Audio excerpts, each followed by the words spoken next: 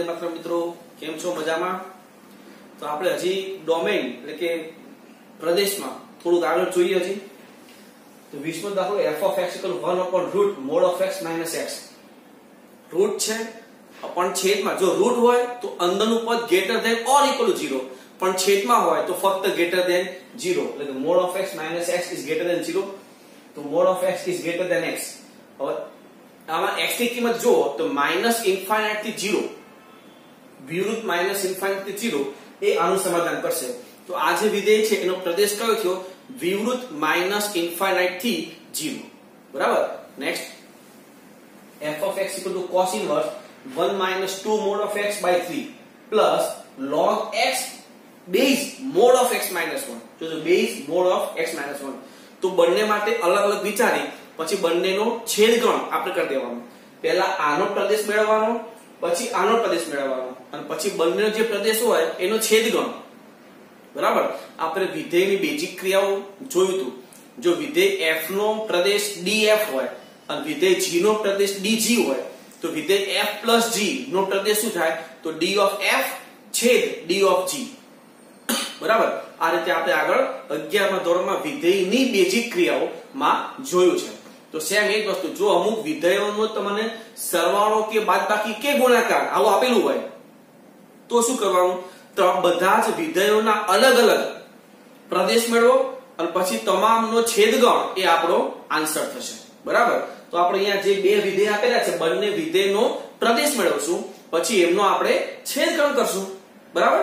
તો જો અહીં cos inverse 1 - 2 mod of x by 3 માટે cos inverse નું અંદરનું પદ, આ cos inverse ક્યારે અસ્તિત્વ ધરાવે? જ્યારે અંદરનું જે પદ છે cos inverse ની અંદરનું પદ એ શું હોય? -1 થી 1 ની વચ્ચે હોય તો જ આ cos inverse અસ્તિત્વ ધરાવે. તો -1 less or equal to 1 - 2 mod of x by 3 less or equal to 1. 3 વડે મલ્ટીપ્લાય કરીએ તો -3 less or equal to 1 - 2 mod of x less or equal to 3. 1 બાદ કરી દઈએ તો -4 less or equal to -2 mod of x less or equal to 2. -2 વડે ભાગી નાખીએ, -2 વડે ભાગીએ છે, અસમતા બદલાશે, ધ્યાન રાખજો. પણ શું થાય? 2 greater than or equal to mod of x greater than or equal to -1. તો x નું મૂલ્ય જો આ મોડ છે -1 થી 0 સુધી શક્ય નથી, ઋણ શક્ય છે મોડ. તો આ ખરેખર શું લખાય? 2 greater than or equal to mod of x greater than or equal to 0. પછી આગળ વ્યાખ્યાયિત થતું નથી કારણ કે માનાંક છે એટલે. બરાબર. તો 2 થી 0 જો માનાંક હોય તો x નું મૂલ્ય શું હોય? -2 થી 2. તો -2 less or equal to x less or equal to 2. આ ફક્ત આનો પ્રદેશ છે. તો એને આપણે સમીકરણ નંબર 1 આપી દઈએ. હવે આ જે છે log x base mod of x minus 1 એના માટે, તો એના માટે શું હોય? આ x છે એ greater than 0 હોવું જોઈએ અને આ જે છે mod of x minus 1 એ શું હોવું જોઈએ? greater than 0, જ્યાં x નું મૂલ્ય 1 ન હોય. તો x greater than 0 અને આના માટે શું હોય? તો x belongs to r -1. 1 કાઢી નાખવાનું. તો આ સમીકરણ નંબર 2, આ સમીકરણ નંબર 2 અને 1 એ બંનેનો છેદગણ કરો તો શું થાય? 0 કરતા મોટું કે છે તો 0 કરતા મોટું પણ ક્યાં સુધી? તો કે 1 સુધી. 1 લેવાતું નથી, x નું મૂલ્ય 1 લેવાતું નથી એટલે 1 થી ભાગ કરી દેવા પડે. તમે સંખ્યા રેખા દોરો ને આ રીતે.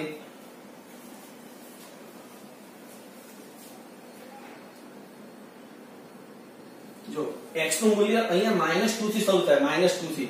તો -2 અહીંયા શું કહે છે કે x નું મૂલ્ય તો 0 થી શરૂ કરવાનું, બંને છેદગણ લેવો છે. આ -2 થી શરૂ થાય, વચ્ચે અહીંયા 0. તો આ -2 થી -2 અને 2 એ તો લેવાના છે એટલે આ ધારો કે ડાર્ક કરો, આ પણ ડાર્ક કરો તો એની વચ્ચે સંખ્યા થાય. પણ આ શું કે 0 કરતા મોટું, 0 કરતા મોટું એટલે તો છેદ ક્યાં થયું? જો 0 થી 2 એમાં બંને ભાગ આવી ગયા, 0 થી 2 x નું મૂલ્ય. પણ 0 થી 2 માં તમે જોશો તો 1 તો લેવાનું નથી. તો 0 થી 2 માં 1 જે છે 1 લેવાનું નથી, 1 થી 2 ભાગ થઈ જાય. તો 0 થી 1 અને 1 થી 2. હવે 2 અહીંયા 2 માં ડાર્ક છે. જો 2 માં કેવું છે? ડાર્ક. તો જો તો 2 લઈ શકાય, આમાં 2 મૂકીએ છેદમાં, અહીંયા 2. તો 2 - 1 એટલે 1, તો log નો બેઝ પણ 1 થઈ જાય. તો log નો બેઝ પણ 1 થવો જોઈએ નહીં. તો અહીંયા આ 2 પણ લઈ શકાય નહીં. તો આન્સર શું થયો? 0 થી 1 વિવૃત અને વિવૃત 1 થી 2. બરાબર. Next, f of x equal to 1 upon root 4x minus mod of x square minus 10x વત્તા 9. હવે કોઈ પણ ધારો કે આ mod of x છે એવું વિચારો. mod of x, જો x ઋણ તો mod of x equal to minus x, અને જો x greater than 0 તો mod of x equal to x. બરાબર. હવે આના હું અવયવ પાડું x minus 9 અને x minus 1. એમાં જો x નું મૂલ્ય 1 કરતા નાનું અને x નું મૂલ્ય 9 કરતા મોટું હોય તો આ સંખ્યા ધન થશે. જો આ ધન થયું માના કેમ છૂટી જાય. અને જો x નું મૂલ્ય 1 અને 9 ની વચ્ચે હોય, 1 અને 9 ની વચ્ચે, તો આ સંખ્યા ઋણ થશે. માનાની અંદર જે છે ઋણ થાય. અને જો માનાંક છૂટ્યું તો આગળ માઇનસ લાગી જાય. આટલી તમને ખ્યાલ હોવો જોઈએ. બસ. હવે બે વિકલ્પ વિચારો કે એક વખત x નું મૂલ્ય આ રાખો અને એક વખત x નું મૂલ્ય 1 અને 9 ની વચ્ચે લઈ લો. તો વિકલ્પ 1, x less or equal to 1 or x greater than or equal to 9. તો માનાંક એમ છૂટી જાય તો શું થાય? f of x 1 upon root 4x minus x square minus 10x plus 9. એટલે 1 upon root 14x minus x square minus 9. તો આ route થયું, પણ છેદમાં છે. રૂટ હોય તો greater than or equal to, પણ છેદમાં છે તો ફક્ત greater than 0. એટલે x square minus 14x વત્તા 9 less than 0. હવે આના અવયવ પડતા નથી તો પૂર્ણ બનાવીએ તો અંતિમ પદ 49 જોઈશે. તો x square minus 14x plus 49 minus 40 less than 0. 40 ને આપણે લઈ લો. x minus 7 whole square less than 40. બદલામાં x નું મૂલ્ય શું થયું? આના તમે માઈનસ થી પ્લસ કરી નાખો. માઈનસ 40 થી પ્લસ 40. બદલામાં આનું શું લખાય? Minus 40 less than x minus 7 less than 40. Root 40 બદલામાં. ફરીથી minus root of 40 less than x minus 7 less than root of 40. 7 ઉમેર દો. બદલામાં 7 minus root 40 થી 7 plus root 40. પણ આ તો x ની કિંમત અહીંયા આવી. આ તો શું કે x ની કિંમત 1 થી નાની અને 9 થી મોટી. તો 1 થી નાની આ તમે જોશો 7 minus root 40 શું થાય? આ root 40 એટલે 36 વત્તા 4 એટલે 6 સમથિંગ 6 થી મોટો થશે. 7 માંથી 6 થી મોટો બાદ કરો તો 0 પોઈન્ટ સમથિંગ થાય. 0 પોઈન્ટ સમથિંગ થી શરૂ થાય પણ ક્યાં સુધી? 1 સુધી. 1 થી નાની જતું નથી તો 1 સુધી. પણ પછી ડાયરેક્ટ 9 થી મોટી. તો આ જે છે 7 plus 6 point something તો 13 point something. તો 9 થી 13 point something. એથી આગળ જઈ શકાતું નથી. તો આ વિકલ્પ નંબર 1. હવે વિકલ્પ નંબર 2 વિચારીએ આપણે 1 થી 9 માટે. તો 1 થી 9 માટે પેલો માનાંક ઋણ થાય તો આગળ માઈનસ ટુ પ્લસ થઈ જાય. તો શું લખાય? 1 upon root x square minus 6x plus 9. છેદમાં રૂટ છે તો એ greater than 0 હોય. x square minus 6x plus 9 greater than 0. બદલામાં x minus 3 whole square greater than 0. તો આ તો પૂર્ણ પદાવલી. x square minus 3 whole square greater than 0. તો શું હોય? x belongs to 1 થી 9 minus 3. x equal to 3 હોવું જોઈએ નહીં. જો 3 લઈ લેશો તો આ 0 થઈ જાય. x નું મૂલ્ય 3 સિવાય તમે ગમે ત્યાં મૂકો એ હંમેશા ધન થશે. એટલે આના માટે શું થયું? x is not equal to 3. પણ x નું મૂલ્ય 1 થી 9 હતું વિકલ્પ 2 માં. તો 1 થી 9 માં 3 આવી જાય તો 3 આપણે શું કરીએ? બાદ કરીએ. તો આ સમીકરણ નંબર 2 અને સમીકરણ નંબર 1 વિકલ્પ 1 અને 2 બંને ભેગું કરો તો શું થાય? આ લઈ લેવાશે અને જે કે તમે આ પણ લઈ શકો છો. x belongs to 7 minus root 40 થી 7 plus root 40. પણ એમાં 3 બાદ કરવા પડે. તો તમે આ જે છે ને છેદગણ દોરશો ને તો તમને ખ્યાલ આવી જશે આ રીતે. તો તમને સમજ પડશે. બરાબર છે. Next, f of x equal to cos inverse પૂર્ણાંક ભાગ x. આ પૂર્ણાંક ભાગ x છે સમજજો. તો આ cos inverse છે તો આ પૂર્ણાંક ભાગ x નું મૂલ્ય શું હોવું જોઈએ? -1 થી 1 ની વચ્ચે.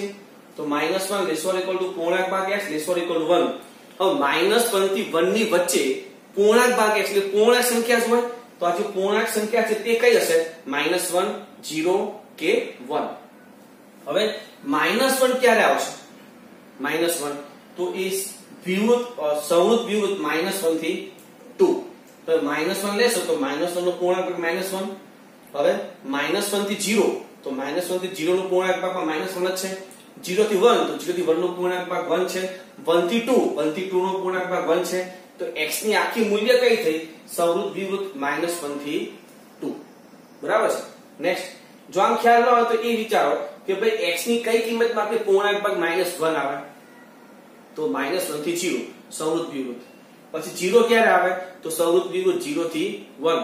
પછી 1 ક્યારે આવે તો સંવૃત્ત વિવૃત્ત 1 થી 2. બધું ભેગું કરી નાખો એટલે આવી જશે. બરાબર. નેક્સ્ટ f of x પૂર્ણાંક ભાગ sin x cos of pi upon પૂર્ણાંક ભાગ x - 1. આ મલ્ટીપ્લાય છે તો બંનેનું અલગ અલગ પ્રદેશ મેળવી પછી બંનેમાં આપણે છેદગણ કરશું. હવે અહીંયા પૂર્ણાંક ભાગ sin x છે. sin x નો પ્રદેશ તો r છે, તો તમે એનો x ની કોઈ પણ કિંમત માટે sin x મળે અને sin x મળે તો પૂર્ણાંક ભાગ મળવાનો છે. તો સ્પષ્ટ લખી જુઓ, અહીં પૂર્ણાંક ભાગ sin x એ કોઈ પણ કિંમત માટે અસ્તિત્વ ધરાવે છે. એટલે આનો પ્રદેશ શું થયું? r. હવે આના માટે તો cos pi upon પૂર્ણાંક ભાગ x - 1 માટે આ છેદમાં જે સંખ્યા છે એ is not equal 0 હોવી જોઈએ. એટલે પૂર્ણાંક ભાગ x - 1 is not equal 0. હવે આનું મૂલ્ય 0 ક્યારે થાય? જ્યારે x - 1 0 થી 1 ની વચ્ચે હોય. તો x - 1 0 થી 1 ની વચ્ચે હોવી જોઈએ નહીં. તો 0 does not less or equal to x - 1 does not less than 1. મતલબ શું થયું? આ એક ઉમેર દો તો 1 does not less or equal to x does not less than 2. x નું મૂલ્ય 1 એટલે કે સંવૃત્ત વિવૃત્ત 1 થી 2 ની વચ્ચે હોવું જોઈએ નહીં. તો r માંથી બાદ કરી નાખો તો x belongs to શું થયું? r minus સંવૃત્ત વિવૃત્ત 1 થી 2.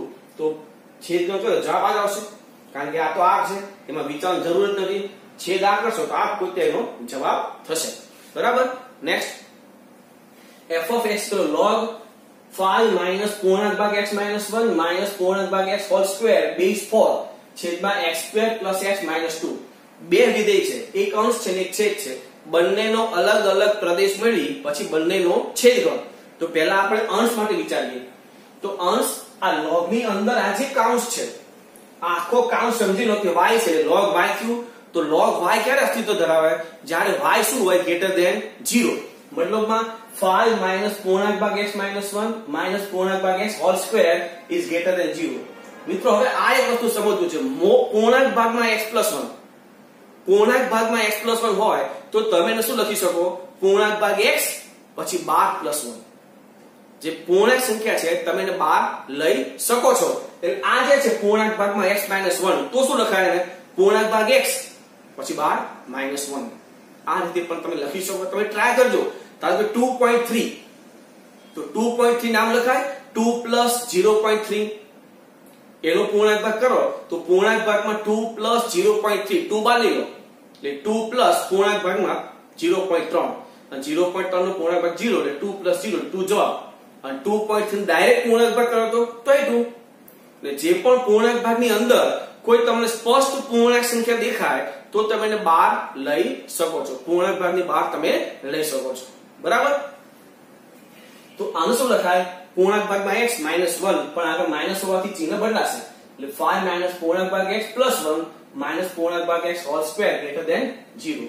તો આમાં અસમતા બદલીએ. પૂર્ણાંક ભાગ x whole square plus પૂર્ણાંક ભાગ x - 6 less than 0. આનો અવયવ પૂર્ણાંક ભાગ x + 3 અને પૂર્ણાંક ભાગ x - 2 less than 0. બંને ભેગું કરો તો -3 less or equal to પૂર્ણાંક ભાગ x less than 2. હવે જેમ આપણે આમાં વિચાર્યું એ રીતે આમાં વિચારો કે આમાં પૂર્ણાંક ભાગ x ની કિંમત કઈ શક્ય હશે? -3 -2 -1 0 1 પછી 2 તો શક્ય નથી કારણ કે લેસ ધેન છે. તો એના માટે x ની કિંમત તો કઈ થશે? -2 less or equal to x less than 2. જેને સમીકરણ નંબર 1 આપી દો. અંશનો પ્રદેશ તમને મળી ગયો. હવે છેદ માટે x² + x - 2 છેદ છે તો સીધી વાત છે not equal 0 જ હોય. તો આ not equal 0. આ નવાયો x + 2 અને x - 1 not equal to 0 મતલબમાં x is not equal to -2 અને આ -1. સમીકરણ નંબર 2 1 અને 2 ને છેદ કરો તો આમાં -2 થી 2 એમાં -2 અહીંયા ઇક્વલ ટુ હોય તો ના પડે તો નહીં લેવાનું. 1 માં વચ્ચે આવી જાવ 1 થી 2 બાદ કરી દો તો -2 થી 1 વિવૃત યોગ 1 થી 2 વિવૃત. બરાબર. Next f of x = 3 into e raised to root of x square minus 1 into log of x minus 1. આ e raised to ભલે રૂટ હોય તો રૂટ ની અંદર ઉપર શું હોય? greater than or equal to 0. x square minus 1 greater than or equal to 0. અને આના માટે x minus 1 greater than 0. x square greater than or equal to 1. x greater than 1. આના માટે mod of x greater than 1. આના માટે x greater than 1. બંને ભેગું કરો તો x belongs to વિવૃત 1 થી ∞. બરાબર. આટલું લખી લો પહેલા. હવે આપણે જોઈએ મિત્રો હવે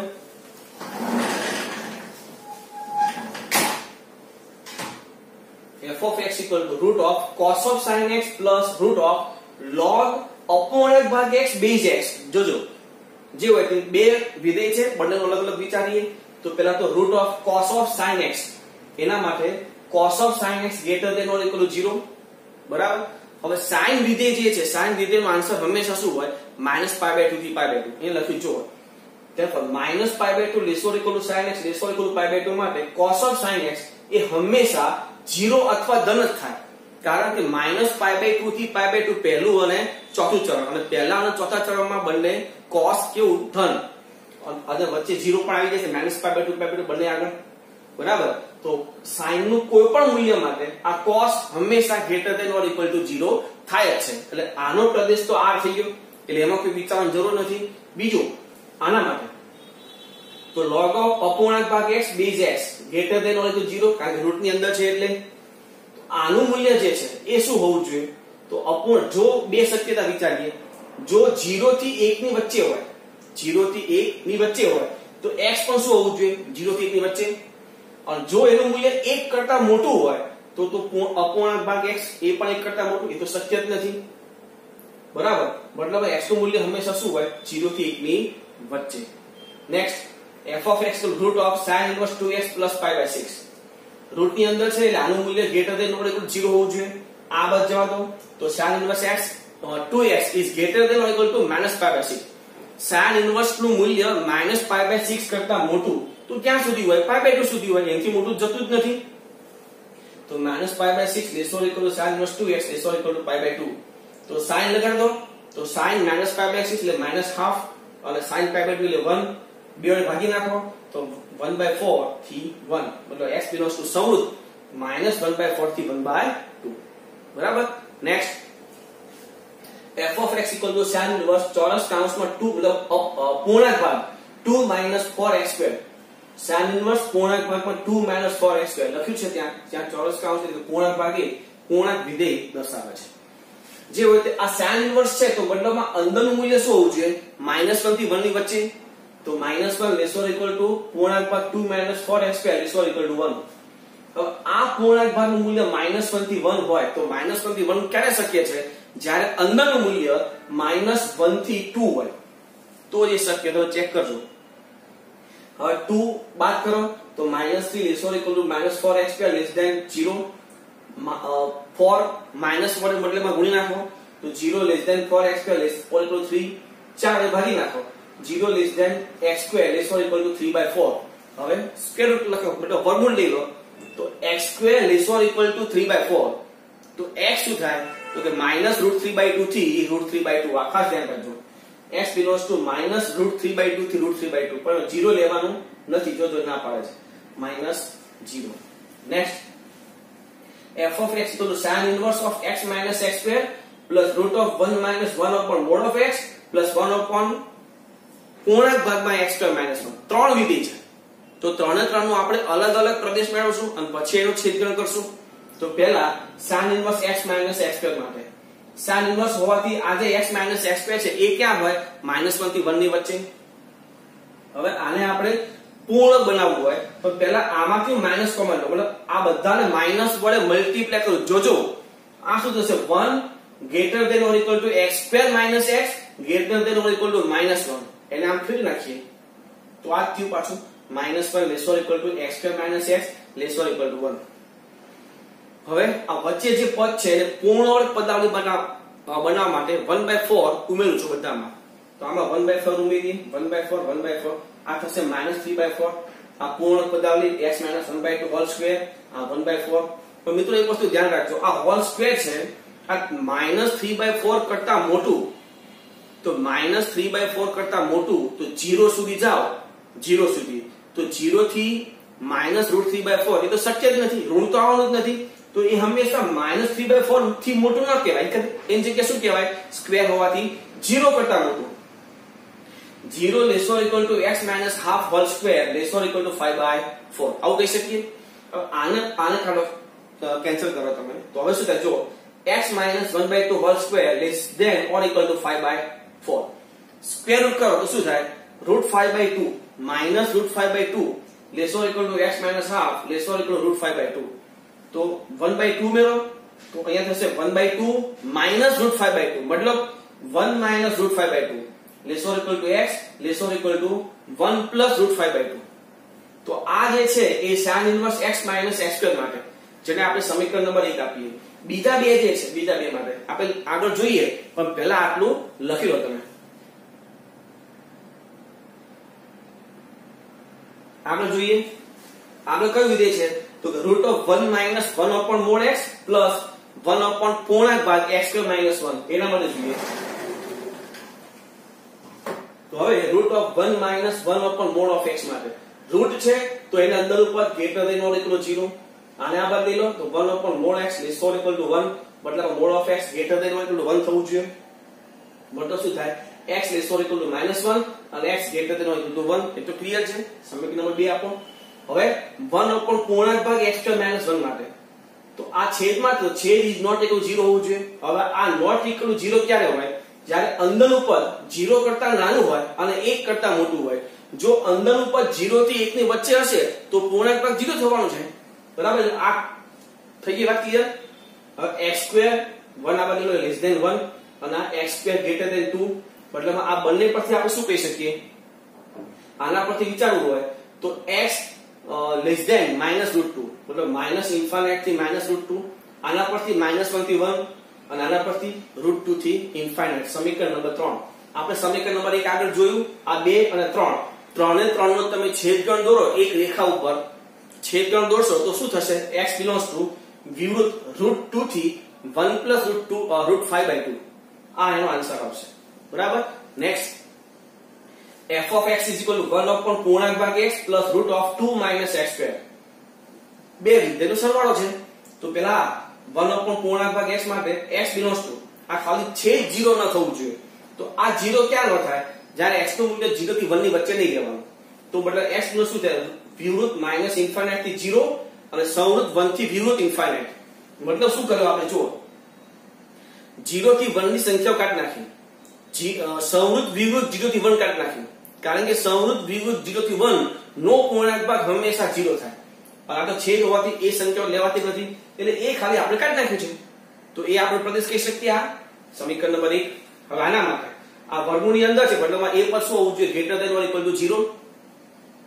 2x - x square greater than or equal to 0 x common લઈ લો x * 2 - x greater than or equal to 0 બે પદ થાય 0 અને 2 સંખ્યા એક દોરી ચેક કરો ક્યાં ધન થશે તો 0 થી 2 માં તો 0 less or equal to x less or equal to 2 સમીકરણ નંબર 2 આ અને આ સમીકરણ 1 અને 2 નો છેદન કરો તો x belongs to સંવૃત્ત 1 થી 2 એનો આન્સર થશે હવે next example f of x equal log કાઉન્સમાં x² - 5x + 6 upon x² + x + 1 plus √1 upon પૂર્ણાંક ભાગ x² - 1 બે વિધેય છે બંનેનો અલગ અલગ વિચારશું તો પહેલા આ log વાળા પદ માટે તો અહીં log of x² - 5x + 6 upon x² + x + 1 માટે log હોવાથી અંદરનું પદ શું હોવું જોઈએ ગ્રેટર ધેન 0 તો x² - 5x + 6 upon x² + x + 1 greater than 0 અંશના અવયવ પાડીએ તો x - 2 x - 3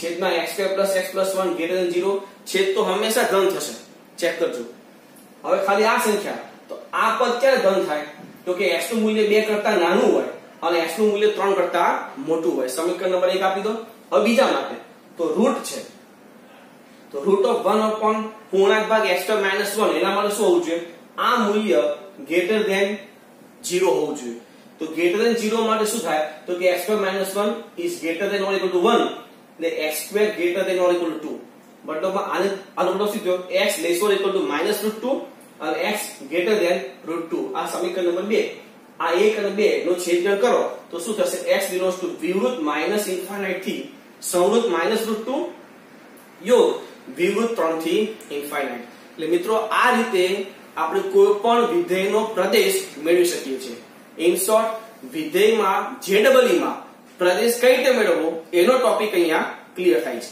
બરાબર તમે આ હવે લખી શકો છો